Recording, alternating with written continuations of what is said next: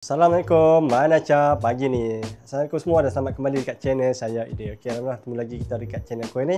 Alright gang, so macam mana tajuk aku ni, mana aku nak review sepiji kereta 2020 Land Rover Defender 90. Okey, so hari ni aku nak review dekat apa Matchbox lagi.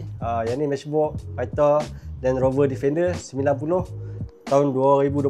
Macam sebelum ni aku pernah review dekat apa Hot Wheels. Hot Wheels Land Rover Defender, yang tu model lama punya. Tapi yang ni Land Rover Defender design baru ataupun keluaran terbaru lah tahun 2020. Okay, so jom aku review dekat apa Land Rover Defender 2020 ni. Okay gang, so ni aku nak review dan nak buat comparison dekat apa lah Matchbox Land Rover Defender 2020 dengan yang ni 2015 lah. Tu Land Rover Defender double cab. Alright, so jom tunjuk dulu dekat apa Matchbox punya kereta. So kotak dia, soft corner cantik, atas pun cantik, tak ada J-hook, cantik. Ni harga zaman dulu RM9.50 lah. Ni keluaran tahun 2023, nombor 81 daripada 100. Kereta ni lah. Okay, so dia punya blister cantik. Dia ikut shape kereta, goncang pun tak ada free play sangat lah.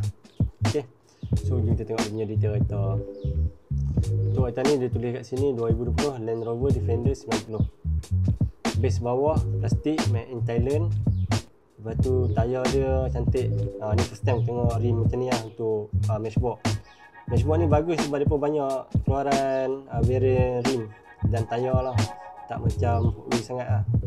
Hot Wheels dia macam kurang detail bahagian sport rim.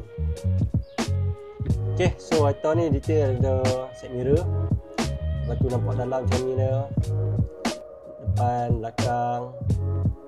Ada lampu kiri kanan, ada signal. Nampak detail di signal kecil lah. Still ada juga. Bumper color grey, ada tayar spare. Panoramic roof pun ada juga. Nampak detail depan lampu ada. Okay, so kita tengok dia punya beza dengan yang ni. Yang ni Land Rover Defender double cab. Yang ni mungkin yang ni single cab kot ni. Sebab pintu ada dua, yang ni 4. Kenapa dia tak buat innovation macam ni ya? Yang ni masuk kat sini 2020, panjangkan sikit belakang, ada tempat duduk belakang. Ni tak ada. Patut dia kena buat macam ni ya, macam ni. Lawa sikit kan. Tengok detail berdetik. Nasib baik yang ni ada side mirror. Ni antara kereta pertama aku beli lah. Kenapa tengok kereta yang aku pernah review sebelum ni kan. Ni antara yang pertama aku beli dulu lah. Sebab tu aku pilih untuk nak collect Land Rover Defender kan. Cuma tak banyak lagi yang aku jumpa. Untuk yang tahun 2025 dengan 2024 ni ada keluaran untuk Hot Wheels Land Rover Defender yang warna kuning lah. Nanti aku nak beli juga. Cantik. Hampa boleh lah consider beli Land Rover Defender ni untuk buat collection. Sebab dia punya detailing Hot Wheels ataupun Matchbox memang cantik lah. Tak macam kereta lain kadang-kadang tak ada side mirror kan. Yang ni side mirror pun ada complete. Okay, so kalau ada benda nak tanya boleh komen kat bawah. Siapa nak beli kereta ni, aku tak ada Shopee kat bawah ni, apa boleh dapat kat situ. Okay, so jumpa lagi dekat next video aku yang akan datang. Jangan lupa subscribe, komen, like dan share. Bye. Assalamualaikum. Mana cap pagi ni.